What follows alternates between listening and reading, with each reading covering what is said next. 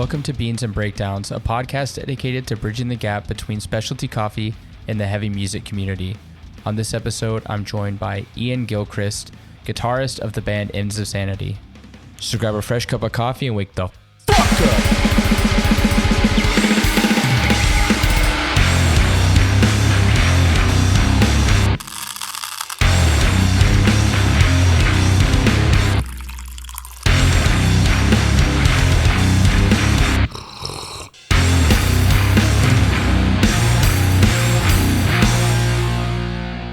What's going on, Caffeinated crew? Today I'm joined by Ian. We just played a show together, Ends of Sanity, and Hold My Own came up. And so I had the pleasure of meeting Ian. He plays in Ends of Sanity. How are you doing? Doing good, man. Just busy as ever. What about you?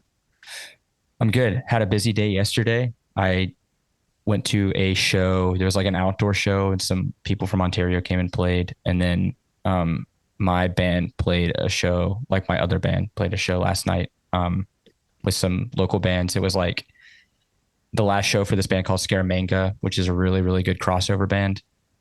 And some other bands played, kind of like members were leaving and kind of exiting the scene for a bit and stuff. So it was a cool show. You're in Bruiserweight, and what's the other band that you play in? Drive By. Drive By. That's a crazy name, especially for a Canadian band. You don't even have guns up there. People have guns. Really? The government just doesn't. Ignorance is shown. Yeah, I mean, it's harder to get the guns. Oh, okay. Yeah. That's an awesome name. So it's the reason. It's a funny story. I don't know if I've ever even said this, but like, me, the bassist, and the vocalist were at dinner with our partners one night, and we were just hanging out. After a few cocktails, we were just kind of joking around because the bassist had been in a band and they had to stop playing because of some member issues. And he was about to have to move back to Australia because his work permit was expiring and stuff. And so we were like, oh, let's just start a band and play like 2 shows so that you can at least play like a farewell show for Montreal. And the vocalist, he's from Mexico City. He's been here for like a number of years. And so we're all just like kind of joking around. He's like, we should just name a band Drive By and see if we get canceled immediately. And then that was kind of like the running joke of the whole thing. Man, is it like that sensitive in Canada? Like talking about stuff like that? It can get sensitive sometimes, but honestly, like I think if people realize that it is a joke, like that it's like a shtick, then it's not so much. Like if you make it obvious, everybody knows us, like all the people that are in the band. Right. So, you guys aren't going to go commit some drive-bys. I get it. Yeah. That's the thing. But that was kind of like the running joke is like, we could, like, you never know. Y'all some gun toters up there? I'm not about to dox anybody. You know what I'm saying? Oh, shit. I forgot. Yeah. It's I personally am a gun toter, so I'm doxing myself here. But yeah, awesome. That's a cool name. It's cool. It's just like it's like Oops All Breakdowns, like Captain Crunch style music. Captain Crunch. I've never heard of that term before, man. What does that mean? Like Oops All Crunch Berries cereal, like the Captain Crunch. Okay, gotcha. Yeah, it's like Oops All Breakdowns. Yeah. I am a Captain Crunch fan, especially peanut butter crunch. Too bad they've got about 1 million calories in a serving for that. I mean, I grew up eating like 3 bowls at a time. That's probably why I was very fat when I was younger. That and hot Cheetos and shit like that. Hot Cheetos. Yeah. We have my wife being Mexican and growing up in Texas, she like loves Flamin' Hot Cheetos. And so every time, it's hard to come by sometimes here. So I'll grab a bag when I see it. And it's like. Did it really? Yeah, it's weird. Huh. That's weird. I mean, I wish we had what is the all dressing chips? That's like the Canadian thing? I don't like them. Dude, I love them. Vinegar chips, dude. I mean, like anything with like a hint of vinegar, like I'm going to be into it. Have you tried ketchup chips? No, I haven't. That sounds disgusting. Is that like a Canadian thing also? Yeah, it's like Lay's ketchup blasted chips. Ketchup blasted. What the hell? Is it just like a ketchup dust all over it? Um, yeah, it's nasty. Yeah, I'm not really rocking with like sweet chips. Like I don't really like barbecue chips. It's not really my thing. Like it's too sweet. Like that goes for barbecue too. Like I mean, I'm from North Carolina, so like if you give me some like barbecue that's sweet, I'm gonna be pissed off. You know what I mean? Like it's gotta have like the Eastern Carolina like vinegar stock. Okay, that's a good subject because nobody here knows barbecue, and I'm sorry to say it, but I will die on this hill. Montreal does not know barbecue. I have not had a single plate of good barbecue since I moved here 7 years ago. I mean, why would it? I mean, like it's. I mean, what is Montreal's known for? What poutine, right? Smoked meat, which is Okay, essentially pastrami. It's not smoked; it's steamed. It's a steamed brisket. sounds all right. I mean, in my opinion, that's not barbecue. You know It's what I not. mean? But I'm also from the South, and barbecue to me is pulled pork, with vinegar on it. They call barbecue like rotisserie chicken is barbecue. That's hilarious. That's not barbecue. That's absolutely not barbecue. Who taught them that? It's not even smoked. It's like rotisserie oven roasted. I mean, I like that shit, but like, that's just not. It's just not barbecue. So you're from Georgia, so like, is there? I was just talking to Kanu from Knife Wound about like what's the Georgia barbecue, and he was telling me it's not really like a barbecue place; it's more like a wings place, at least in Atlanta.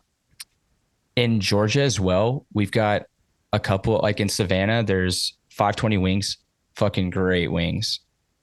Around the corner, there's a barbecue joint that's owned apparently by Big Boy, but it's called Tricks, Okay.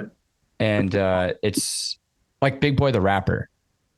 Oh, dude, I'm thinking of the the small time diner franchise, Frisch's Big Boy, and in the South it's Shoney's, and I think it like the Midwest it was called Big Boy.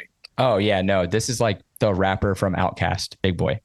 Oh, dude, that shows how little I know. I mean, I'm like a fat guy. Like you say the name Big Boy, I think of food. I'm not thinking about music.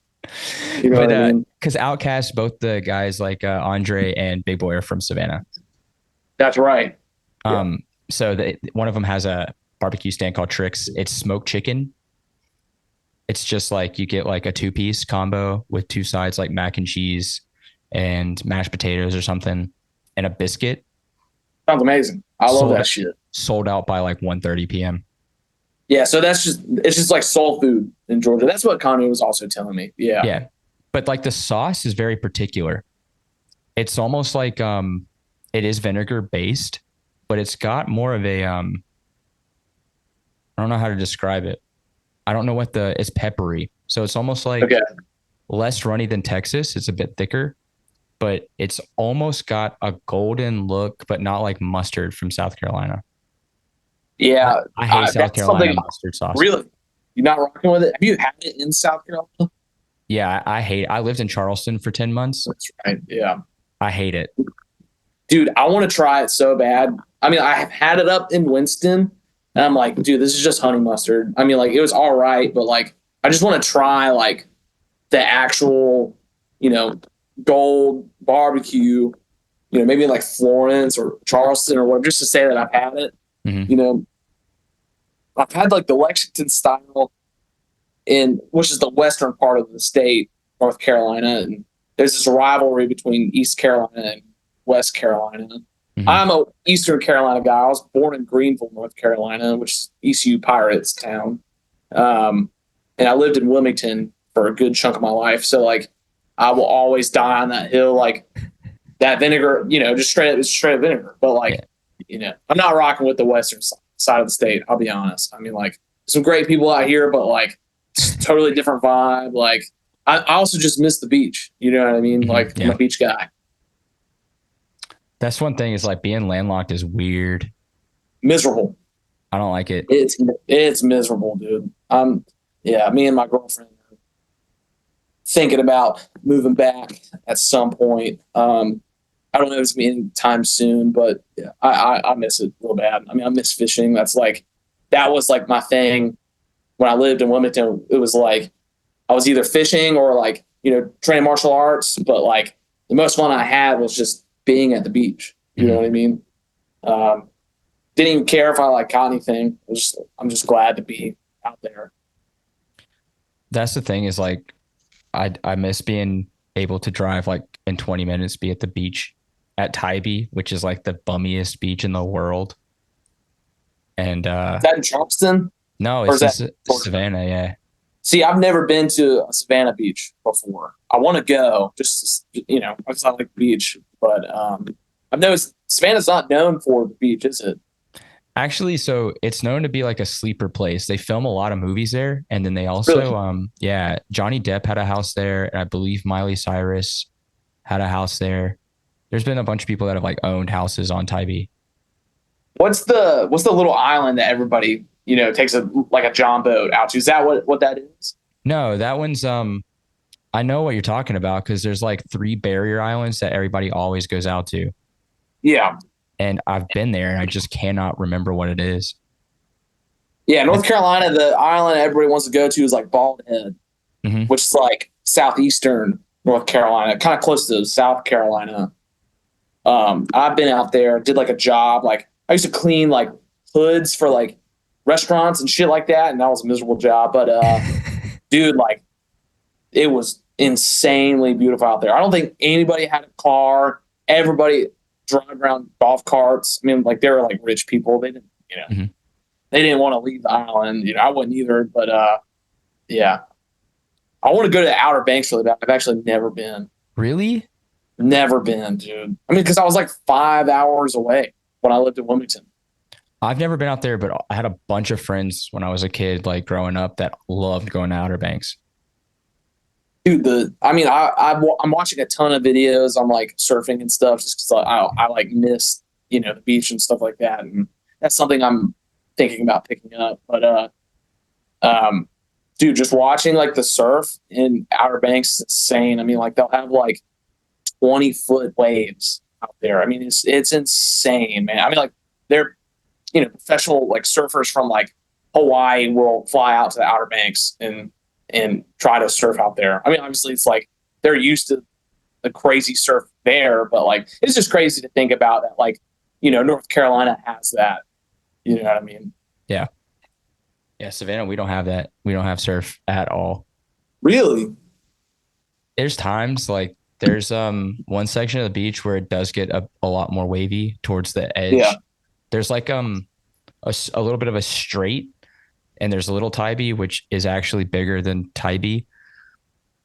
And like there's like this set of jetties that kind of the surf gets a little bit bigger, but most of the year it's really flat for the most part.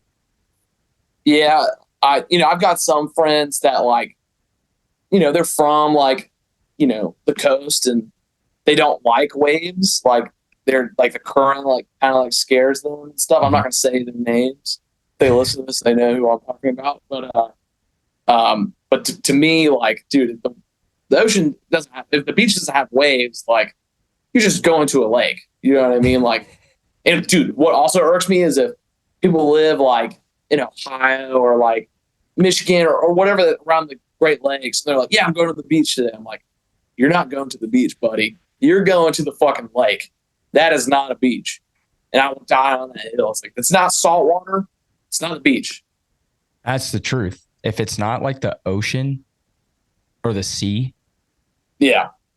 like here they have beaches, and I have put very large air quotes around that statement because it's like a gravelly, pebbly patch of like park that is on the bank of a really big river. That's not a beach.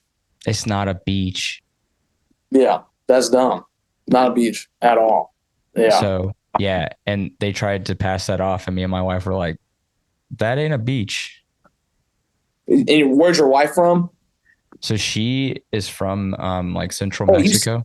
you said this. Yeah. Okay. So she like I mean, she's probably seen some great beaches being out in Mexico. And then she grew up in Houston, so she used to go to Galveston and stuff. Okay, yeah. I've actually been to like a couple beaches in Texas. I think it was in Corpus Christi. Mm-hmm. I think that's the Gulf. So like, I mean, there wasn't really any waves, but it was still the ocean, but like a bastardized version of like going to like Wrightsville Beach. You know what I mean? Like, dude, this is like kind of gross. No offense to any Texans that are listening to this, but like, dude, it's just not the same thing. You know what I mean? It's not North Carolina Beach, not Florida Beach. You know? Oddly warm water. That's disgusting, dude. I mean, like I went to Biloxi, Mississippi once, and I think this was like shortly after the BP oil spill. Do you remember when that happened in like 2011? Mm-hmm. Maybe 2010, I think. I can't remember when that. I mean, it was forever ago, but like, dude, it was the water was disgusting. Like it was brown, it was warm. Like when I got out, I felt like I had like some like really thin layer of like slime on me. Like it's disgusting. So I went to Panama City Beach or like Orange Beach before or something like that. And apparently all the beaches like in Alabama, Mississippi, and the top of Florida, a lot of them are man-made. Oh, yeah, that makes sense. Is that because it's on the Gulf side? Mm-hmm. Yeah. Yeah. I mean, you know, there's not like, I don't know the science behind it, but like it probably has to do with something that like the water's not really moving like that. You know what I mean? Kind of like how it is like with the Atlantic and like the Pacific Ocean. You have a lot of movement and current and stuff like that to create those beaches. I mean, like, I think like parts of like Wrightsville Beach where I'm from, I'm sure if any of my friends are listening to this, they're going to be like, you're a moron. Stop talking about this. But I think parts of it are like man-made or at least like helped out a little bit to like make it, you know, better or whatever, have more people on the beach. But yeah, I mean, like for the most part, I don't think it is, but it's dope. I miss the beach pretty bad. I can tell. Yeah, we even talk about hardcore coffee. We're just talking about the beach. Beaches and barbecue. Change the name from beans and breakdowns to beaches and barbecue. Look, I would listen to that every day. I mean, like, I don't want to hear anything about freaking screaming or breakdowns or you know the politics of hardcore. I just want to go to the beach and you know come back and eat like a hot dog or something. You know what I mean? Like that sounds like a good day to me. I think we were talking about that in one of the group chats I'm in. Somebody said hardcore or the beach, and I was like, dude, beach. I'm choosing the beach any day of the week. Go to a hardcore show to the beach. Come on, man. Like, is that even a choice? Or is that like why is that even an option? I mean, like, I don't know. I still love hardcore, but I mean, the beach is the shit. Anyways, we can talk about something else now. Sorry, I don't mean to hijack the conversation. I know you had coffee earlier. What did you're drinking a latte? Yep, drinking a latte. It's called a Miel up in Winston, cinnamon and honey, and I get oat milk because it's like a little thicker. I'm sure a lot of people are going to make fun of me for that, but yeah, I mean, I get iced. I don't like any hot like latte or coffee, especially like not North Carolina, and definitely not right now because I mean, you walk outside and you're sweating. You know what I mean? Yeah. So like the thought of putting like a warm liquid in my mouth, it makes me want to gag. Yep. But yeah, I'm not like we talked about this earlier. I'm not like the biggest coffee guy in the world, but my girlfriend and my brother are making me more like apt to it. I'm like, opening my horizons a little more to it. I'm never going to get like an Americano or something that doesn't have like a taste to it. You know what I mean? Like if it tastes like dirt and, grass and shit like that, I'm not going to drink it. But like, I understand like the interest in like the hobby, and I understand there's like a great deal of science behind it all. I will probably never be one of those people, mainly because caffeine gives me like insane anxiety and like heart palpitations and shit. Like, and I've kind of started ignoring both of those things because like I'm starting to get addicted to the lattes. You can probably also see it in my love handles. I'm drinking way too much oat milk and shit like That's the that. problem. It's so much sugar. That's awful, dude. Yeah. Yeah. Um, but yeah, oat milk latte. But my favorite coffee shop, and I'm going to plug them. It's in Wilmington, not Winston. Winston is where I live. Wilmington is where I'm from. Is Social Coffee. It's Okay. like this. It's like this Christian coffee shop, and they're like all like surfers, and like most of them go to UNCW. So like, you got like some like 20-year-olds making your coffee every time you go in there, and it's just like a good vibe. Like you're not going in there and like someone's staring you down because like like I don't know. I feel like I go into like these real hip coffee shops in Winston. I'm just like getting stared down by these people. I'm just like, what is the deal?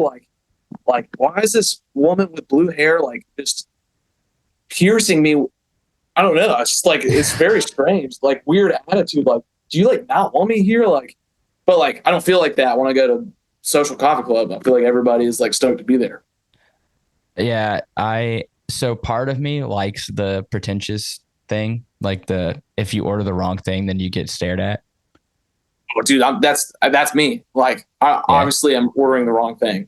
I so there's certain people that I've talked to here that are I don't know, maybe it's a Long Island or like a New England thing, but they enjoy that attitude. Like Harold from Koyo, he was like, if the barista's rude, I know the coffee's gonna be good.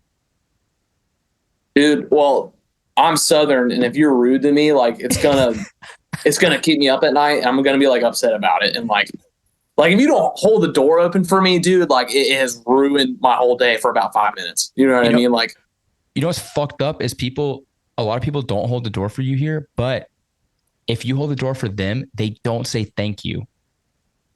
yeah, that's psychotic. I would be like, okay, you're welcome, and I would do that when I lived in Wilmington because we have a ton of New Yorkers that moved down, and there's like this kind of rivalry. I mean, you probably know you lived in Charleston, you lived in Savannah, you know how it is Oh yeah. with the transplants coming down.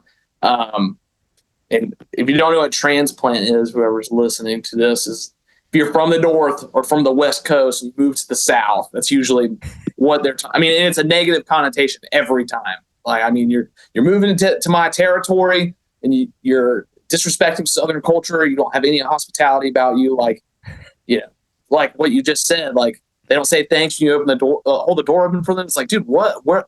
Did nobody teach you to have like any sort of like manners or um, I don't know, just be like a normal person.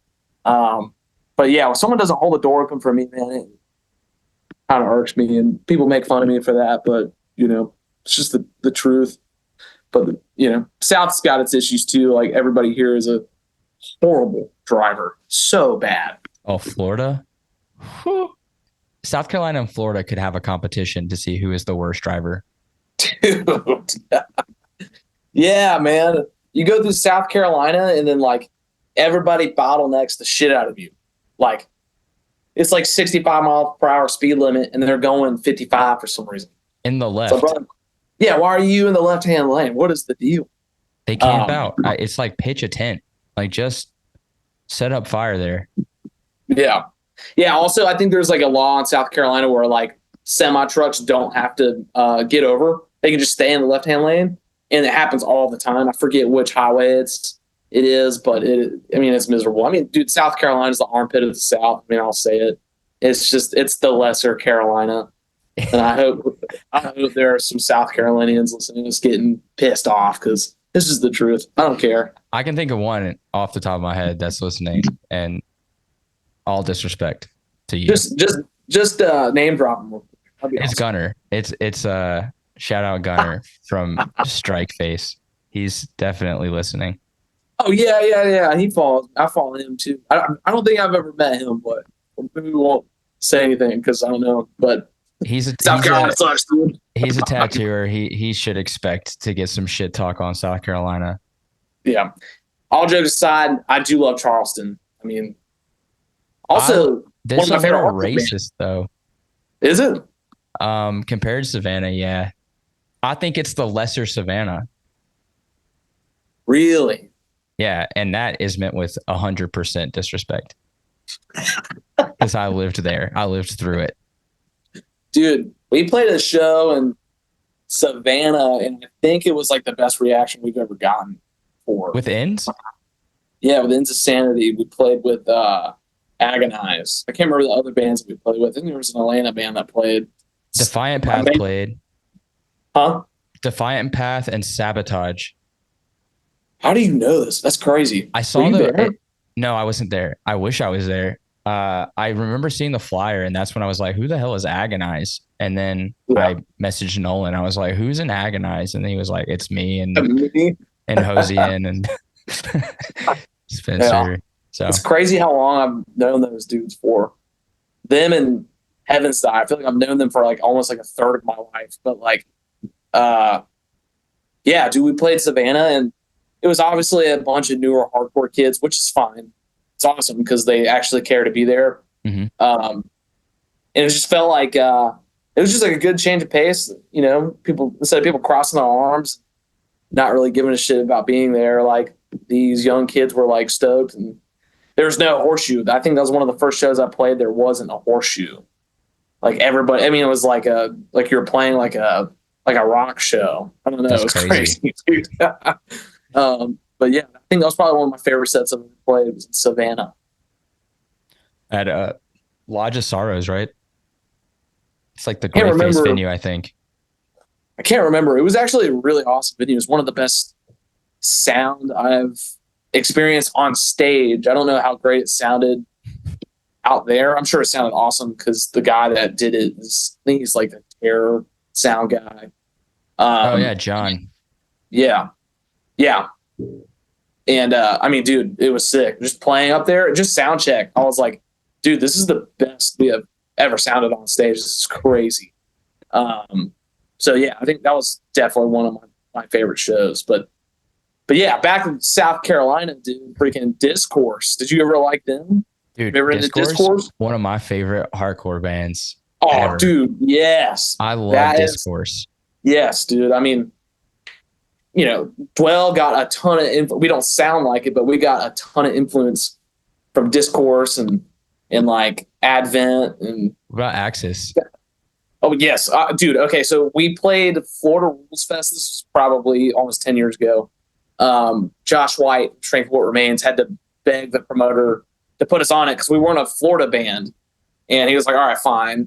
And because we were on tour Strengthen at the time, mm-hmm. and I remember we had already written an LP, and then we watched Axis, and we're like, dude, okay, we suck so bad. Like, we have to like change everything. So we ditched like 9 songs, and then like we just wrote like 9 more of them, and then like included like an old song. But dude, yeah, Axis was a very important band, especially to like me, Jeremy, and Isaac. Actually, me, Jeremy, and Isaac do have another band. We could probably talk about that later. But like, yeah, I mean, I don't know if you've ever listened to A Knife in the Dark. From yeah. So Jeremy plays guitar in that band, okay. And that's like his baby. Like he writes like literally everything for it, and I think he said the guitar player of Axis reached out to him and said, "Hey, this song sounds like Axis." So like, dude, yes, Axis was like very, very important to us. I think that whole like 2013, 2015 time frame of like metallic hardcore was like, I mean, that was huge for all of us in that band. And, you know, Foundation was obviously one of them, but best Georgia hardcore band ever. Dude, I mean, I freaking love Foundation, dude. I mean, I got to see Foundation and Discourse's last show. I think it was in Columbia, New Brooklyn Tavern. And that was like one of the best shows I've ever seen in my life. I think it was Society Sucker, Blistered, Axis, Criminal Instinct, Discourse, Foundation. I mean, it was a insane lineup. That's like a crazy fucking show. Yeah, it went crazy, dude. I mean, in South Carolina, could you imagine a show in South Carolina like that? Like that never happens. In Columbia. Yeah, it's insane. I mean, like, yeah, discourse very important. I mean, like, I was very, bummed when I don't know if you're close to Izzy or not, but when he passed away, that was, Mm-mm. it was a big deal for a lot of people like connected in the Mm-hmm. Southeast hardcore scene. I mean, um, we also were like very good friends with Riot Stairs, and yeah, that sucked. But I mean, like, dude, he really he pushed me to like start writing in a standard tuning, and that made me a way better guitar player. And stop playing like the more metalcore-ish, like Norma Jean sounding stuff. Yep. More of like actual hardcore, like Buried Alive, Turmoil stuff. And yeah, I mean, I kind of owe him a lot for that. Otherwise, I wouldn't be playing in Insanity, which it is a standard tuning band. I wouldn't be able to play along to that. But yeah. So South Carolina definitely has a gym. And I wish, I wish Discourse was still around. Not everybody was into them though. I mean, I feel like in some way or another, you had to respect that band. Like, Dude, live, yes. they were incredible. Dude, I mean, Sanity Decays was one of my favorite hardcore records in 2015. I mean, that was super influential to me. Did you ever play Sweet Melissa's? Dude, yes. Okay, so I have a hilarious story about Sweet Melissa's. So it was us. It was Dwell's first tour ever, and this was like 9 years ago. And it was with Strength of What Remains, and I think the second show was at Sweet Melissa's. The first show was in Virginia, or maybe, yeah, first show was in Virginia. So I guess it's the third show. And the first show was with Poured Out. I don't know if you remember Poured Out, dude, at all. Amazing band. Yeah. Shout out Life's Question. Yeah. Yeah. Shout out Life's Question. The best Christian hardcore band on the planet. Dude, yeah. Freaking, that's where I met Ridge and Matt Dooley and became like best friends with them because, we all acted like crazy people, but we're all like Christians and stuff like that. And most people involved in that Christcore scene, which was so insanely small, had such a small footprint in actual hardcore at the time. Most people were not like us. You know what I mean? They weren't like actual like hardcore kids. They were just Christian kids wanting to be involved in heavy music. You know what I mean? No disrespect to those people, but it is what it is. I just remember like, and this is just a side note. I remember, and this is another thing we can talk about, but the audio feed that I went to that I played, it was like the second year or something like that. And they had the Black Sheep stage, Blood and Ink, had like all of those bands were there. So like Problem of Pain, Poured Out, Dwell, Joy, like every band was there. And I remember everyone acting the fool. What was his name? Even Tito, who was in like Purgatory, and oh yeah, like I met him there. I met so many people at that fest because I just hung out at that Black Sheep stage the entire day. I was like, oh, there are other people like me. Yeah. Most people involved in like the Blood and Ink era were, not like actual hardcore kids. You know what I mean? So like it was cool to like run into like actual, Christian hardcore kids that were, acted like insane people. You know what I mean? But like anyway, so Sweet Melissa's. Yes. We were playing with Strength of What Remains to a total of -5 people. It was like I remember setting up, looking out to the where people would stand, and there's not a single soul down there. And we were just like basically having band practice. Mm-hmm. I mean, like all Strength of What Remains is outside. I didn't know the Vatican guys at the moment at that time, but they were outside too. I mean, I understand like why would you want to go stand there by yourself, and listen to basically a band practice. Anyways, so we had like a guarantee, and the Sweet Melissa's were supposed to feed us and they're supposed to pay us. And if Josh is listening to this, I'm sorry. I'm actually, you know what? Anyways,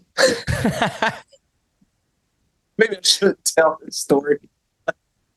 anyways, push came to shove. We started to prank call Sweet Melissa's like for 3 nights in a row because they had that gigantic pizza.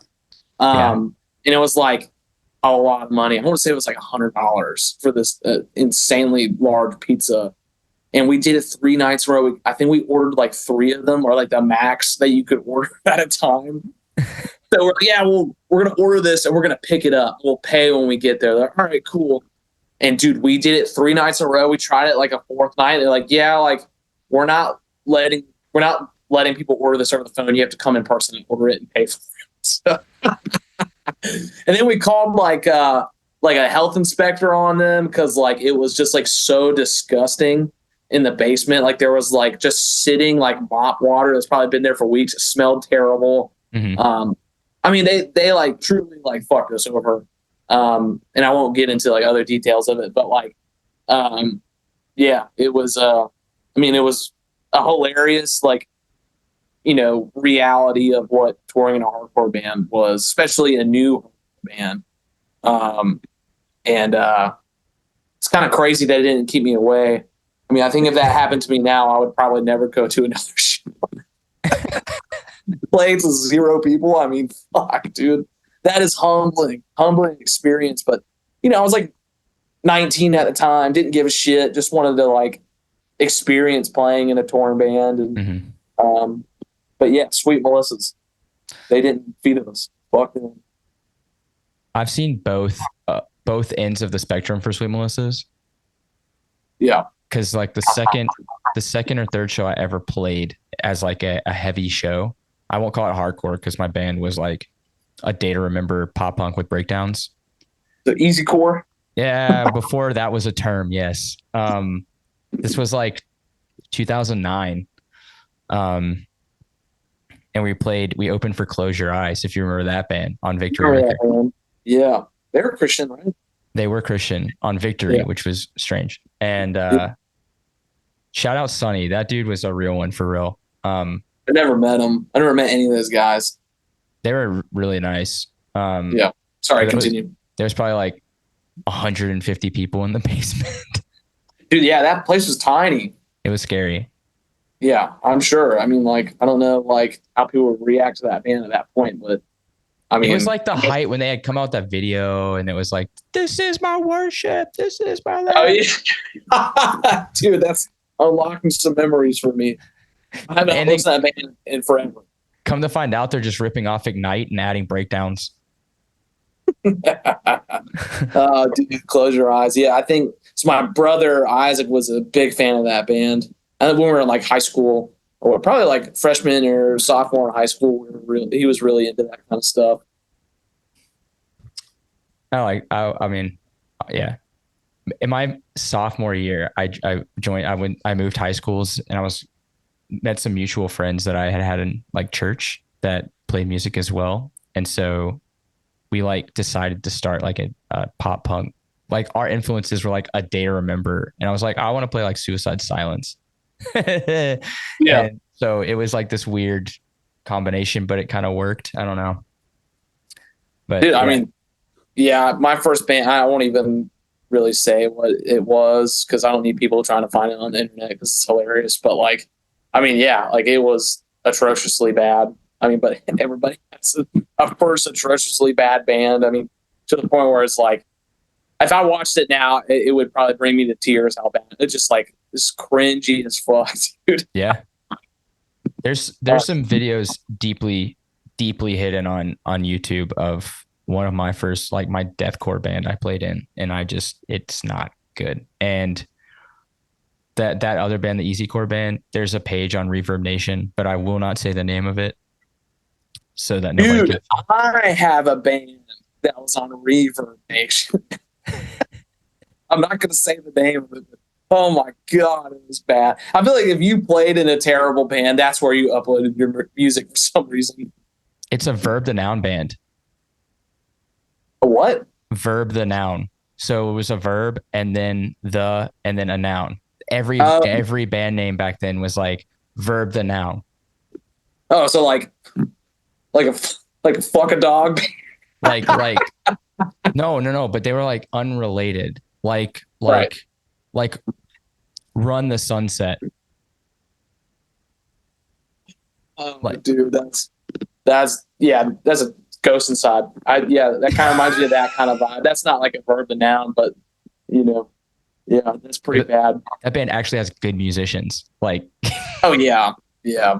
I was never into that band. I really liked like before I started really getting into actual hardcore. I really liked in that era of like melodic, like I don't even know what to call it, but it was like Hundredth. That was a South Carolina band right there, Myrtle Beach band. I that's a love Hundredth, great and then band. like that band Gideon, which is like terribly corny now, but like they're making money. I can't Costs really was one of the best albums of that year. I can't remember what year that came out, like 2011, 2012 or something like that. Maybe even earlier. 2000, 2010. Yeah. Yeah. So that was definitely like my Kickstarter for being into hardcore and stuff. And luckily I found who Advent was and then eventually Foundation, that really kind of opened my horizons to, hardcore later down the road. Um, but like, when you're in the Southeast, you're kind of pigeonholed to that like melodic hardcore metal. It's more metalcore than Mm-hmm. anything. It's like, it's not like the Northeast where kids are coming out with bands and they're 13 and it sounds like everybody gets hurt, tear ab and shit like that. You know what I mean? You don't have that in the South. You have people coming out with bands that want to sound like fucking the Devil Wears Prada. You know what I mean? Or Which is, Norma Jean, like you said. yeah, which is fine. But like, that's something that, I wish the South did better with. Like, I wish, more or better bands were talked about, at earlier age. It took me a while to find out, who Madball was. Unfortunately, like it's just not like a thing in the South. Mm-hmm. In North Carolina, we have some legendary bands, but they're metalcore bands. We've got like Prayer for Cleansing and Between the Buried and Me, Undying, and Glass Casket, and Beloved and Advent. Advent's a hardcore band in my opinion, but like, and those are awesome, legendary bands. But like, we don't, we have like the First Step, which is like kind of youth crew. Sure I'd get crucified for even saying that. But, there was like a straight edge hardcore band that had that kind of like West Coast like strife trial kind of vibe. But like also, the youth of today was probably a big influence for them. But we had that, but they eventually moved, I think, to either Pennsylvania or somewhere not in the South. So like you didn't have that influence in the South. And but yeah, like luckily we had Foundation. Yeah. Foundation and Advent, Discourse, and I guess Where It Ends was another South Carolina band, and then he had some Florida bands. They were like Spirit Filled and stuff. But yeah, we just didn't have, like New York hardcore is. That's a hub. Like that, they're giants within the hardcore scene. So like people that grew up in the Northeast are so lucky to have that. You know what I mean? That's like at their fingertips, and that's what everybody likes up there. But like, and I hope this doesn't come off as me talking shit about where I'm from, but like, just it is what it is. Like, we don't have those direct influences readily available. Now we do because of the internet, but not everybody is talking about like Madball when they're 16 down here. You know what I mean? I had no idea who the fuck Madball was when I was 16. No, if you showed me Madball when I was 16, I'd be like, this sucks. There are no breakdowns. I don't want to listen to this. Why is the production so bad? Yeah. But dude, they're like, to me, they're one of the best hardcore bands of all time. And, but it took me a long time to, like 20, when I'm in my 20s, mid 20s to start liking it. I'm not going to say that and be embarrassed about it, but that's because it's the truth. You know what I mean? Yeah. It's, I found it like, when I was about 20, I had a friend that was into Madball, and he showed me Heaven Hell. He was like, Madball's a Christian band. And I was like, no, they're not. Dude, yeah. That's when I first saw that song. I looked at the lyrics. I was like, oh man, I guess Freddie is a Catholic. Yeah. Which is awesome. And then, dude, speaking of other bands that have like Christian vocalists, Cold as Life. Listen to that song, My Prayer on the album Declination. I mean, like the lyrics are very obviously Christian. I mean, like blood of Christ strengthens me, blood of Christ washes over me. And it's pretty crazy. I mean, like, whoa, like these guys are scary too. And Yeah, they're they're scary. believers that, yeah. So like, I mean, I liked them before I even knew that, like, Jeff Gunnels was a guy like that. You know what I mean? And I was talking to Joe, who sings in Advent, about that. And apparently he would come out to the shows that Beloved would play in Detroit, which is crazy to me. I mean, like, that they were like friends with guys like that, playing in a band that sounded like Beloved. But I guess like hardcore and like post-hardcore was like kind of like one and the same, and they would play, more mixed genre shows back then. But still pretty cool. I remember when the genres like were not as divided as they are, like the subgenres. Like I remember when metalcore, hardcore, post-hardcore, like it was still pretty much a scene together when I was in high school and like college. And it hasn't been within the past 10 years that like there's been much more clear like dividing lines. Like you'll see people that go to see the Ghost Inside, no disrespect to that band, they do their thing. Yeah. But the crowd that goes to those shows are not coming to Ends of Sanity, Hold My Own at Bar La Ritz. You know what I mean? Yeah, I get it. I wish they would. I mean, me too. It would be great. Yeah. I mean, their money's green. No, I'm just kidding. No, I'm just kidding. But it's nice to see people come to shows. I don't care like if they're a hardcore kid or if they're a metalcore kid. Like that's kind of stupid if people get mad at like what shirt they're wearing. I just want people to be at the show. Like, you have like people complain about these newer hardcore kids at the show. And I understand some of the stuff they do is like they don't know their place. Like, that article about hardcore having a tough guy problem. It's like, you just started going here. That's not a problem. It's like there's a reason why there are tough guys in this scene. I mean, they kind of paved the way for it. I mean, without them, you would have to be fighting off Nazis and actual racists. But because we have these guys, those people aren't going to come around. You know what I mean? So like, you should be thankful that we have these stronger guys that are going to do the dirty work to keep the scene alive and healthy. So anyways, but like, I like that, we have these newer hardcore kids because they're excited, they want to be there. They, they mosh, they sing along, even though they look a little goofy sometimes, but that's okay because they're figuring it all out. But I'm not going to hate on newer hardcore kids. Like, I'm glad they're there because and these people that are complaining and they're not playing in bands, it's like, well, first off, you didn't play in a band to 10 people every night that you played a show. Preach. To where people are crossing their arms and laughing at your band. I mean, like, that sucks. Like, you don't know how that feels. To like, but also I'm thankful for those times because it, taught me a lot of lessons of what being a bad band, what being a good band is. But like, yeah, I mean, I'm happy that there are people coming to shows rather than playing to a room of 10 people. It was like everything that you're saying is 100% true. Last night, the show we played was really, really crazy. It was all ages. We don't have a lot of all ages shows here. Like the show that y'all played here was 18 and up. And there's a lot of people there. Yeah, there's most shows are like bar shows and they don't let, under 18 in. But there's a couple of venues that you can book it out and do an all ages event. Last night we had a 400 cap room. I think it's 400 cap.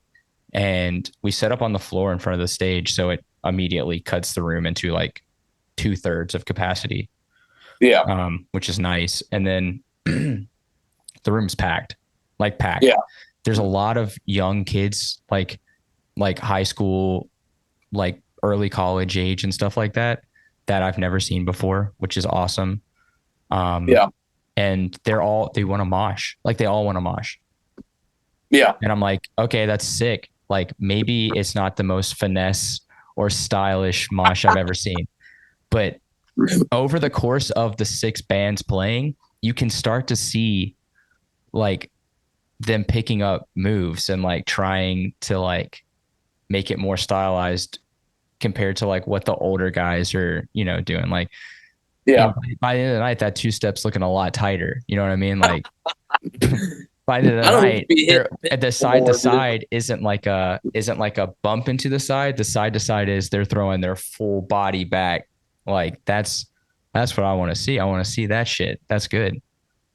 Yeah, I mean, a lot of these younger kids didn't have to grow up in the scene that like me and you did. I don't know how crazy it was in Savannah, but I grew up in Wilmington, and me and my brothers and all my friends that I've talked to that grew up on a scene, on the coast, dude, it's just way harder than anywhere else. Like, dude, in Wilmington, I mean, it was terrifying. If you were a new hardcore kid, you probably weren't going to be moshing. I mean, you're going to be kind of taking, you're taking a seat, kind of watching. I mean, it was terrifying. Being like a 16-year-old, 17-year-old kid going to hardcore show in Wilmington. But yeah, I mean, like, also, I don't know. I am jealous of the newer kids because they don't have to worry about someone destroying them in our current climate and at least in North Carolina. I can't say the same for up north. I mean, it's a different world in the Northeast hardcore scene. But yeah. Anyways, I guess what I'm trying to say is I back the newer kids coming to shows. I think it's a good thing. I even looked at like John again. Me and John, we talk a lot. I looked at John during the show. I was like, we gotta have more all ages shows. Like we have to. Yeah. I was like, this shit is great. Like this is really, really encouraging for our scene. Yeah, I think North Carolina, most shows are all ages. Mm-hmm. Except for maybe like one venue in Kings. I think that's an 18 up. I could be wrong though, but most shows are going to be all ages, which is nice. But yeah, North Carolina has a ton of new kids. Honestly, everywhere. Every time we play a show, I'm talking to a friend, that is regular at the scene that we're at. And they're like, yeah, I don't know any of these people. These are all like newer kids. And every time I play a new place, it's like that. That's good. And that's how it is in North Carolina. There's a lot of people I just don't know. I'm like, who even are these people? But I guess that's my fault. Should be going out of my way to meet these people. But also, they should be doing the same. I feel like, when I was younger, I was going out of my way to meet these older dudes, even though that's intimidating. But I also played in a band, so it made it a little easier to do that. But like, I would like to see a little respect from, the newer kids for for the OGs. I mean, like I said, there's a reason why our scene is nice and safe. It's because of them. And like, I do hate seeing the disrespect in people trying to cancel somebody that's in their fucking 40s or 50s. I'm like, dude, like, they may be rough and they might say some shit that you don't agree with, but like, dude, they were beating up boneheads. And you don't have to do that. And you should give them a little respect, a little bit of leeway, I think. Maybe I'll get in trouble for saying that on this, but that's just my opinion.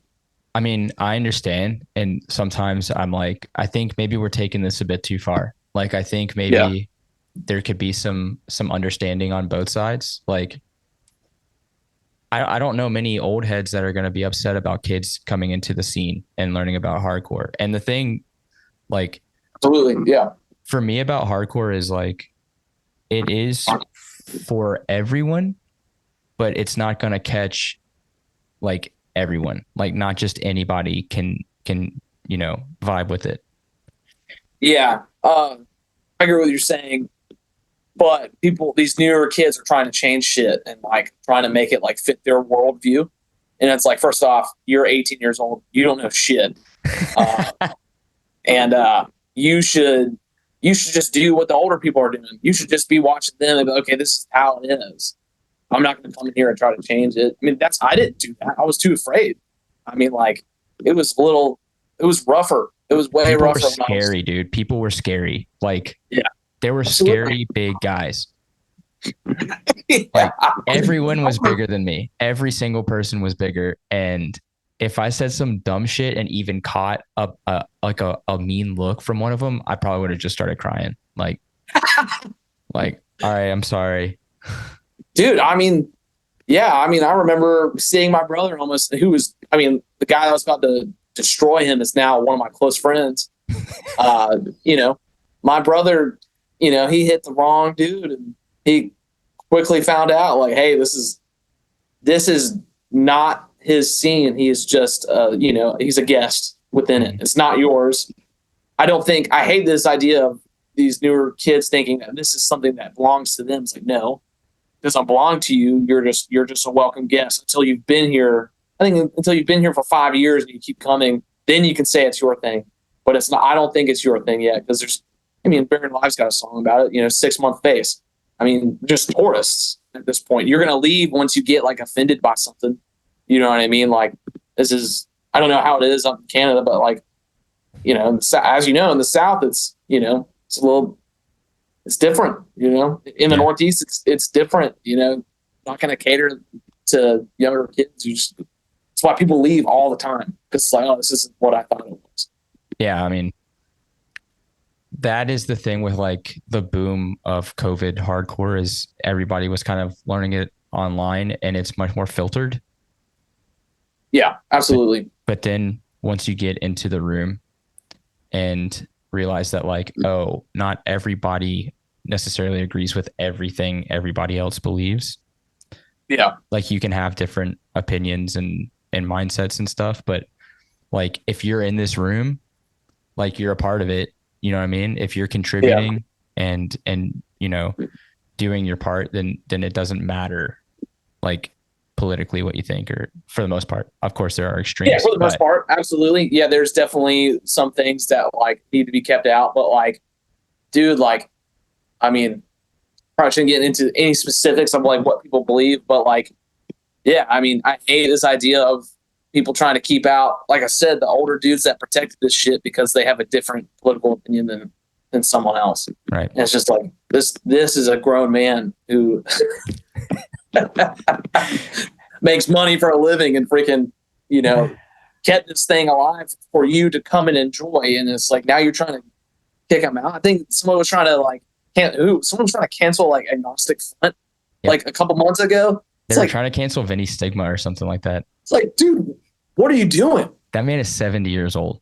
It's like, are you a moron? Like that's an important figure within this. He almost created, not single-handedly, but he was one of the main hands that created hardcore. And you want to, there would not be this if not for this man.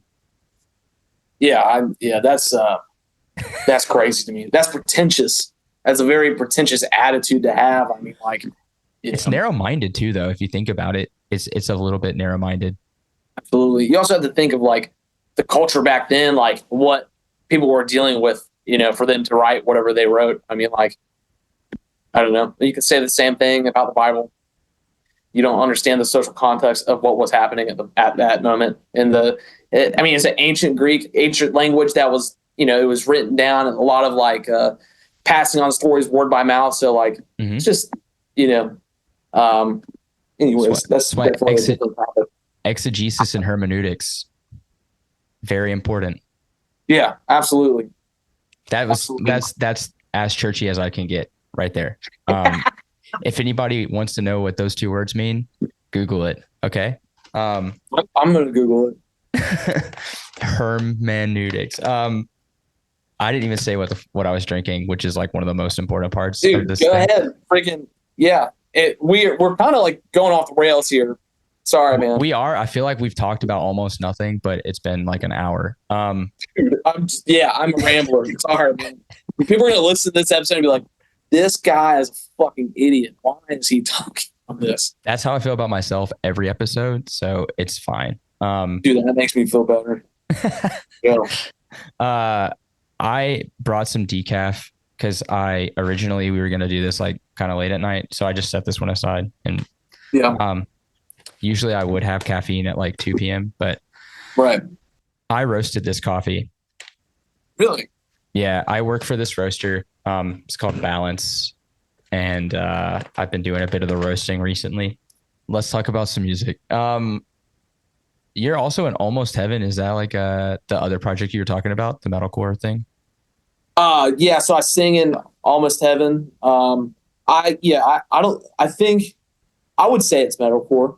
Um, but like it doesn't sound like man, I don't even know how to describe it. It's just like so like Cam wrote it.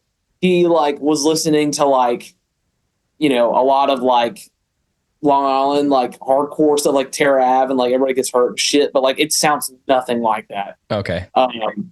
Because my vocals don't sound anything like that, and like the vibe is not like that at all.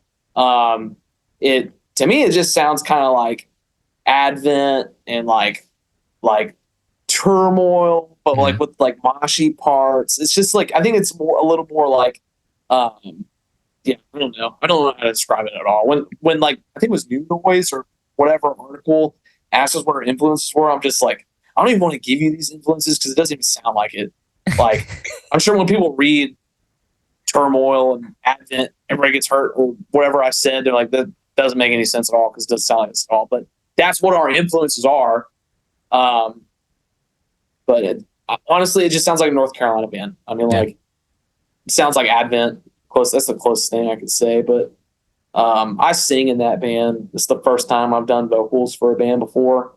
Um, and yeah, it's difficult. I definitely don't like doing vocals. You don't? Hate it, man. Oh, dude, it's so hard. It is so much hard. For anybody that's listening and thinking about joining a band, dude, just learn an instrument. Vocals are so much harder. I don't care what anyone says, dude. I I don't know. So I've played drums for like a very long time. Drums my first instrument. I've played in bands for the greater half of my life, more than half of my life on drums. Okay. I started doing vocals like a year and a half ago. Yeah. I hate playing drums for bands now. I Oh, hate it. that's different, dude. Drums is definitely the hardest instrument to play in a band for. I mean, like the loading and the unloading and then actually playing the parts and It's stuff. I mean, like, thankless. It's so thankless.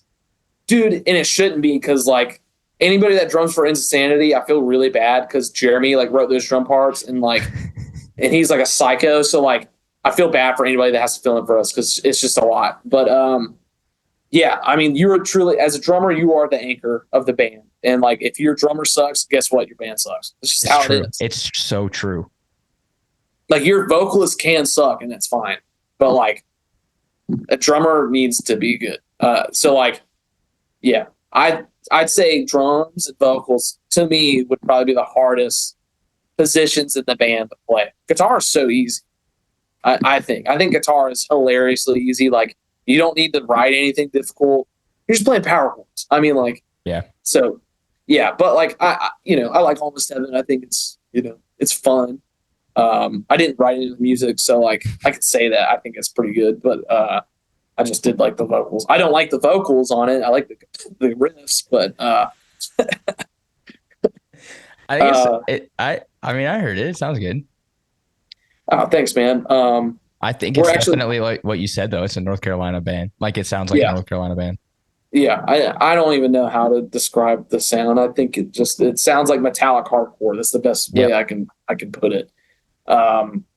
With like, I mean, Jeremy's playing drums for that band, so like it's got like psychotic drumming over it. And Cam, I was watching Cam record the guitar and like bass tracks for it, and like I was trying to get my friend Donovan to play bass for it, and I was like, oh shit, he's gonna hate me for even like trying to get it to play because like the guitar parts are so ridiculous, man. I mean, like Cam is a crazy person, and I mean, he may not sound like it when you talk to him, so his accent is really crazy, but which is awesome. I wish I had his accent, but he's a great guitar player. But I have his mustache. His mustache is dope. yeah, he looks crazy, man. He looks like Blackbeard, the pirate. He kind of looks like a scary trucker. He's like the least scary guy I know. He's so nice. He's so No nice. disrespect to Cam. I mean, he's like his physical stature is definitely imposing, but like he is the nicest guy I've ever met, and a great musician. But yeah, Almost Heaven. Actually, got to go to Raleigh, 2 hours away tonight for practice. I haven't even listened to the EP in like 3 months. So like, we'll see how that goes. That's But gonna be great. the other band, however, that's not. I mean, we just started it. The recording's coming out. What was today? In literally 5 days. So maybe this episode will be out after it's released. It will, yeah. Yeah. So there's another band. It's like an actual spirit-filled band. It's called Chaos Must Bow.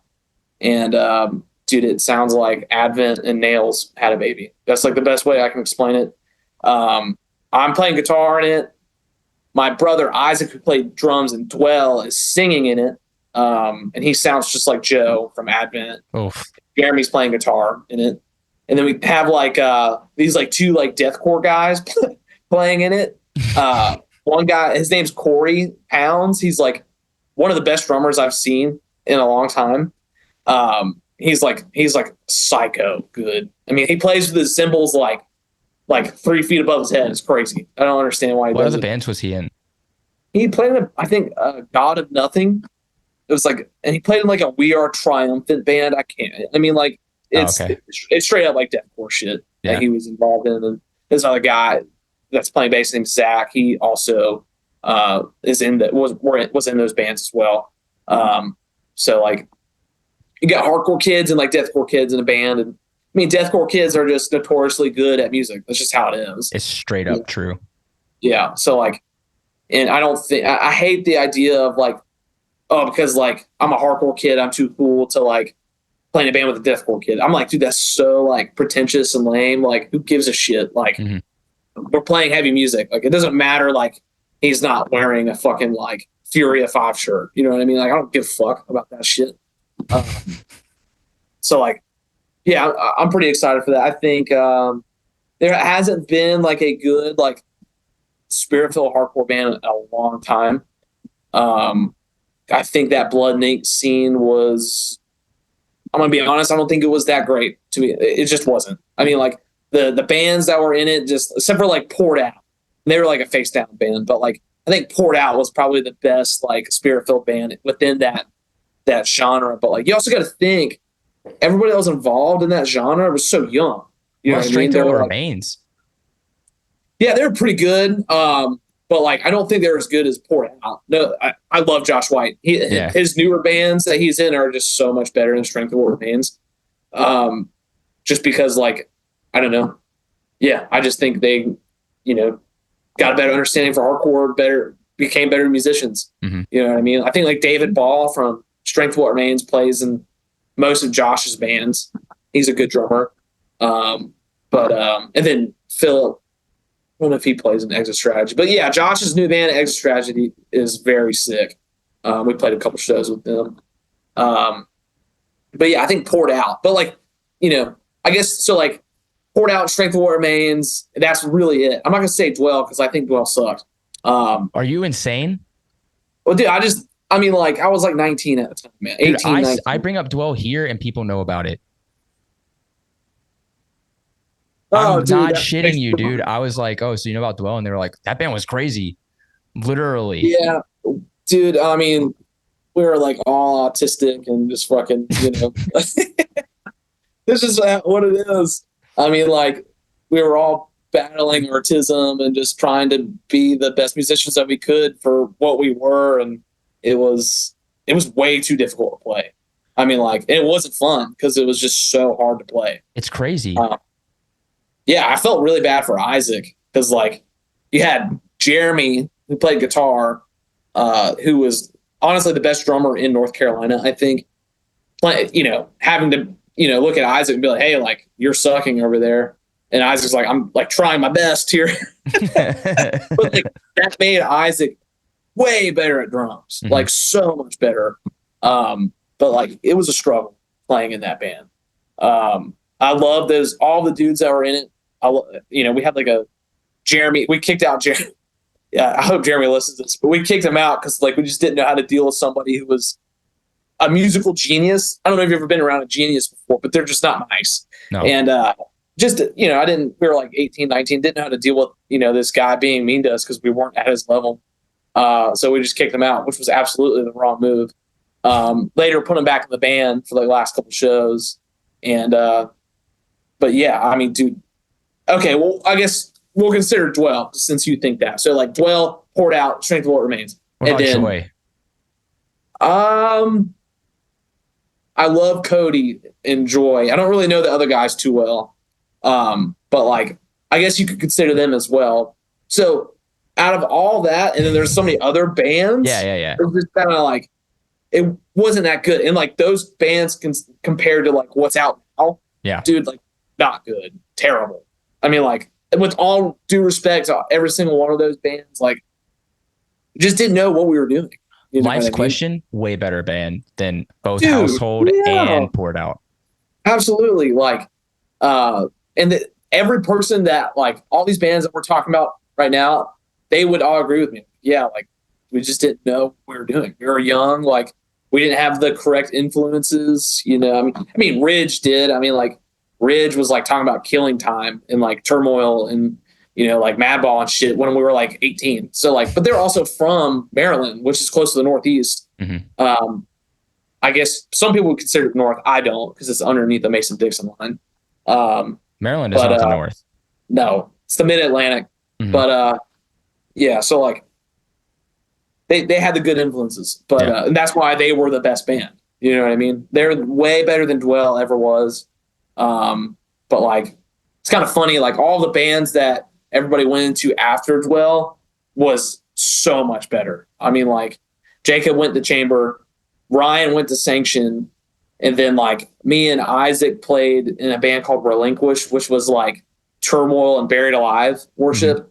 And then Jeremy wrote a revenge band because he was so mad that we kicked him out. He's I'm going to make it more psycho version of Dwell, which was The Burning Wind.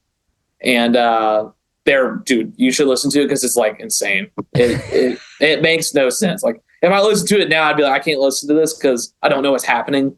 Is it like Psycho Frame? That's how I feel about Psycho Frame.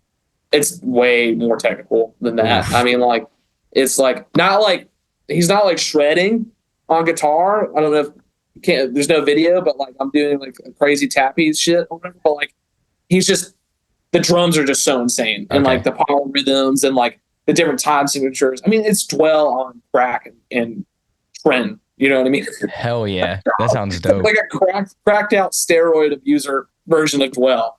That's the best way I can explain it. And then, Jeremy's in A Knife in the Dark now, which is like the better version of both of those bands. Yeah, I think Dwell is a good little like send off for like actual bands that we went into. But I mean, without Dwell, I wouldn't have met James, who played in Detriment. And I got to play in Detriment as well. So like without Dwell, I wouldn't have met James and Lumpy and Nick Herman, which are like three very important people within hardcore. And I think whoever listens to this is, familiar with the bands that they're in would agree with me. Yeah. So I'm happy to have done that, but like, yeah, I mean, so anyways, I think there hasn't been a good Christian band in a long time other than Advent. And I think people will be, I can say this because I didn't write any of the guitar parts for this. So I'm just kind of like a support member. Jeremy wrote all of it. I mean, Isaac wrote all the lyrics, but like, I think people are going to be pleasantly surprised that there's like an actual good Christian hardcore band. You know what I mean? Other than Advent. Advent has been, the monopoly for it forever. You know what I mean? The best. They're like the Jeff Bezos of Christian hardcore. Yeah, they're prime. Yeah. And if Joe heard this, he would just laugh at me for saying that. But yeah, I mean, definitely my idols for sure. I got to play for Advent in Alabama at the pre-show for Furnace Fest. It was with Madball and I can't remember who else played. I'm sure it was some other good bands, but Madball is the only band I cared to see. It's just Advent and Madball, you know what I mean? Solid lineup. Yeah, and that was a dream come true. I mean, getting to play for my favorite band and then watch the best New York hardcore band right after it. Madball is an incredible band. Like, oh yeah, that's an incredible. Like, we played with them last year, and my mind was blown. Dude, yeah. I mean, freaking, they had the drummer is like from Unearth and like Red Chord and shit like that. I can't remember what else And Red Chord, what a good band. That's a crazy what band. else. But we went on a run. We End of Sanity has been on 2 runs with Madball. Mm-hmm.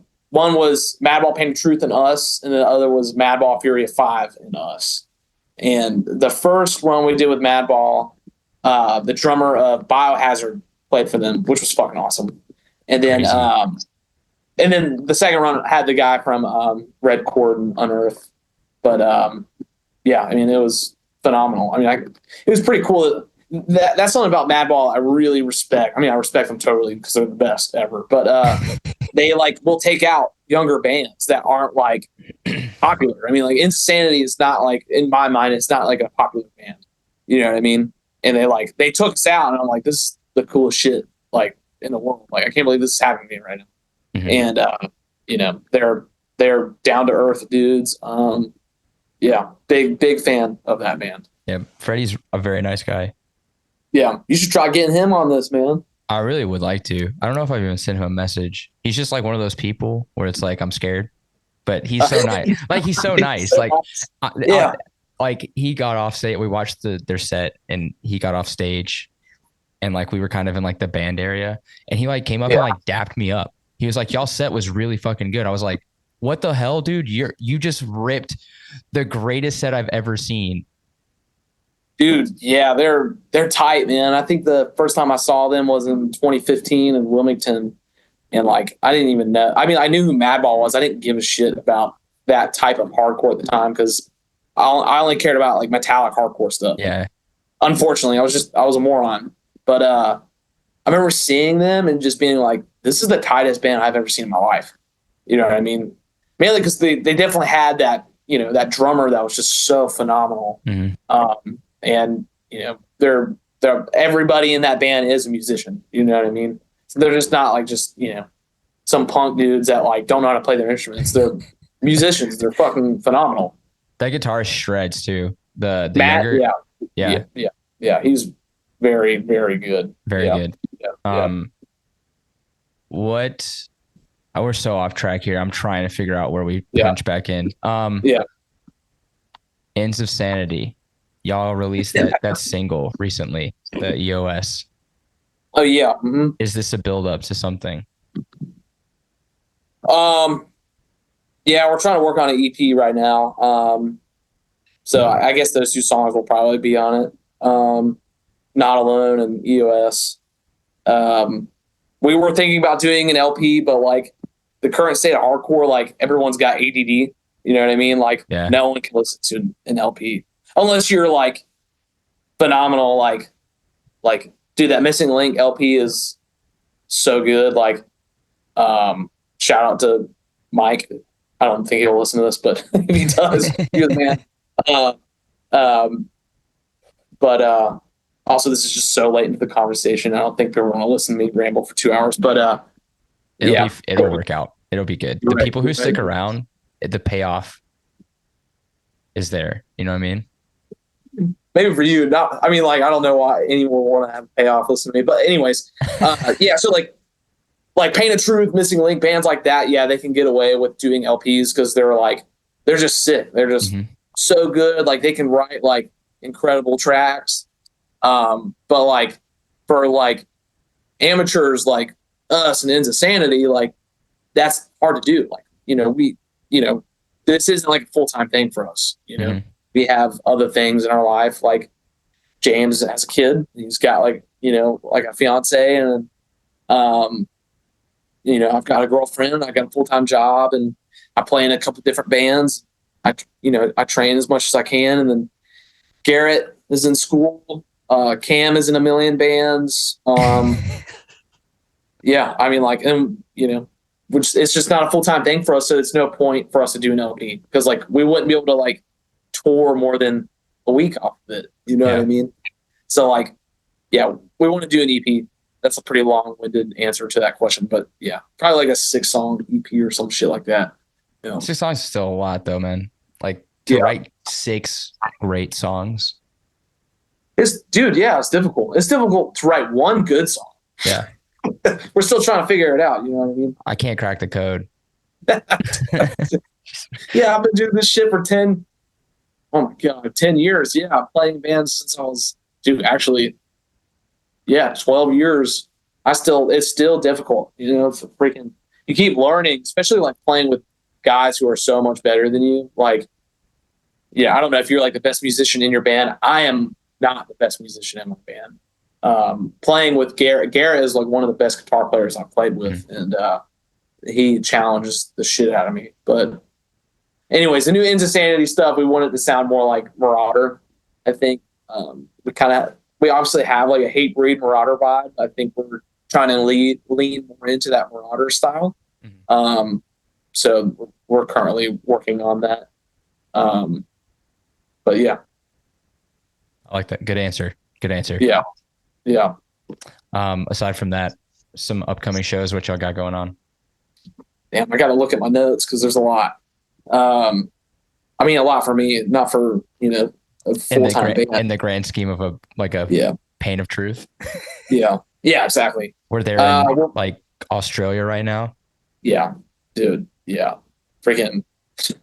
Yeah. So Nick from Pain of Truth, the drummer, he plays drums for End of Sanity as well.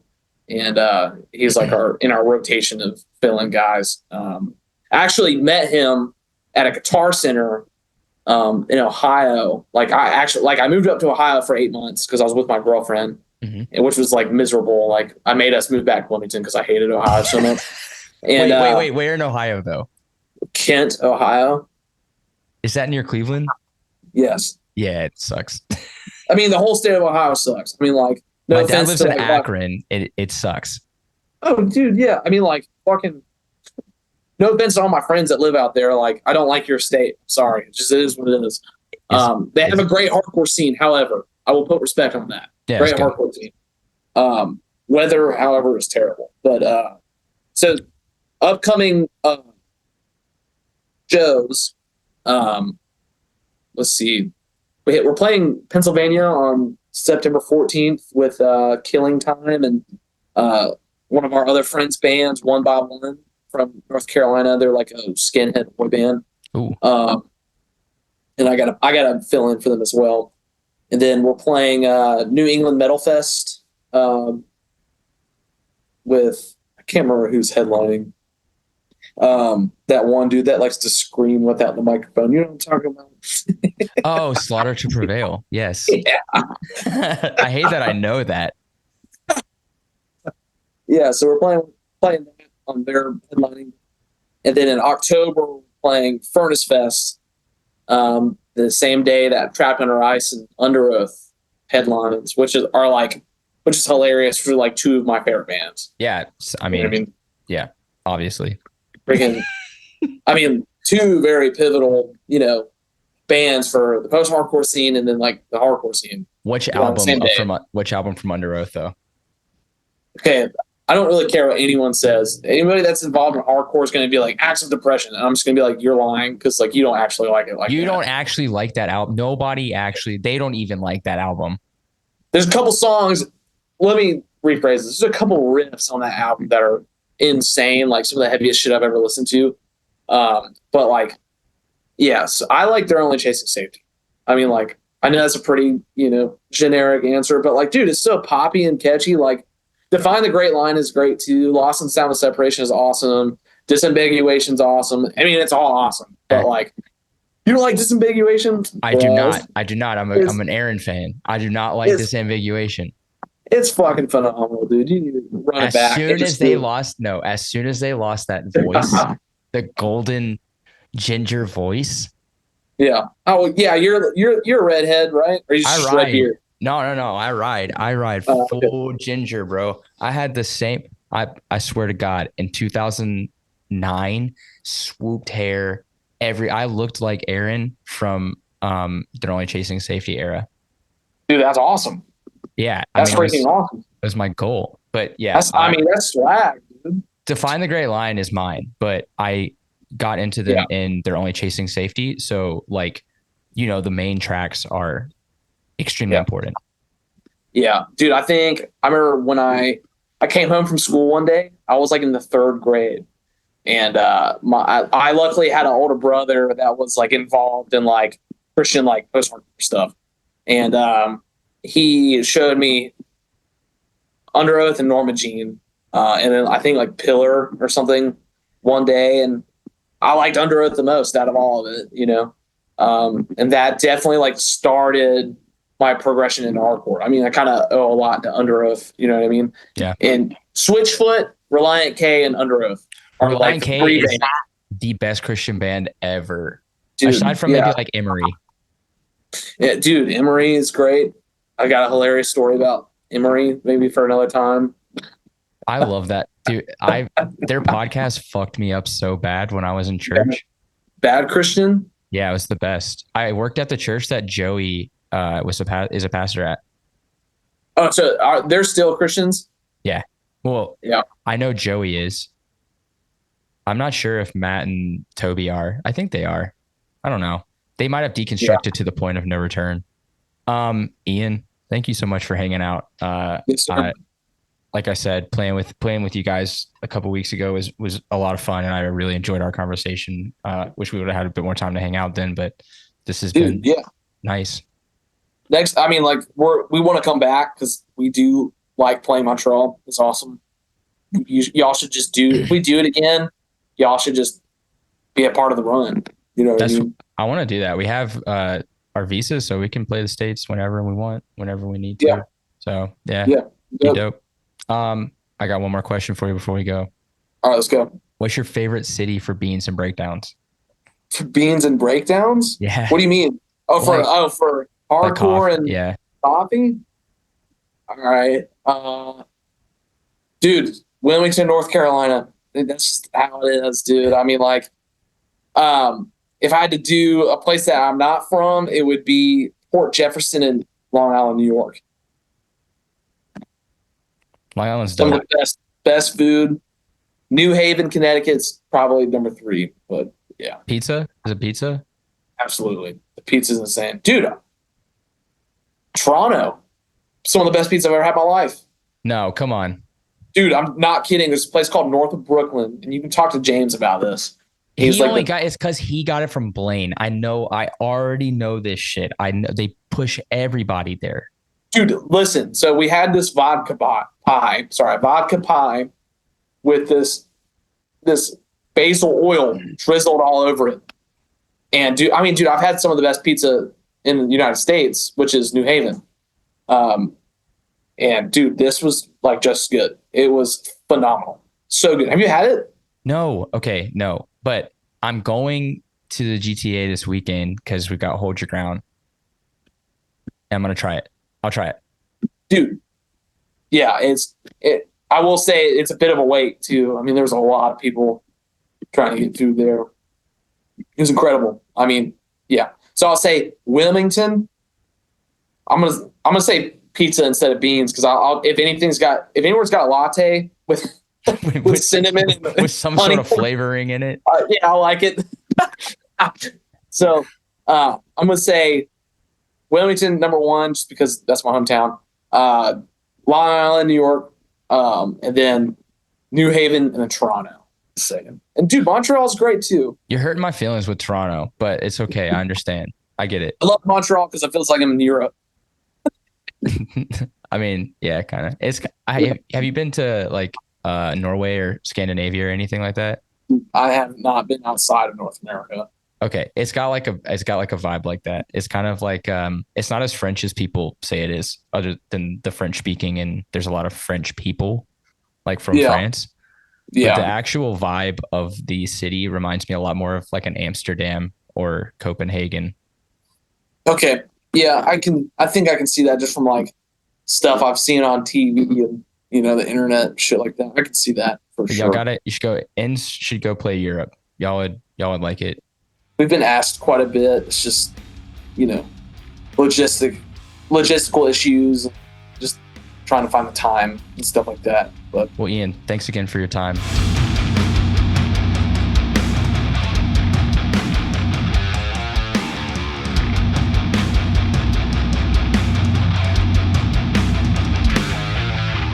Thanks for listening to this episode of Beans and Breakdowns. I want to say a huge thanks to Ian for hanging out on the podcast. Be sure to check out the newest singles from End of Sanity.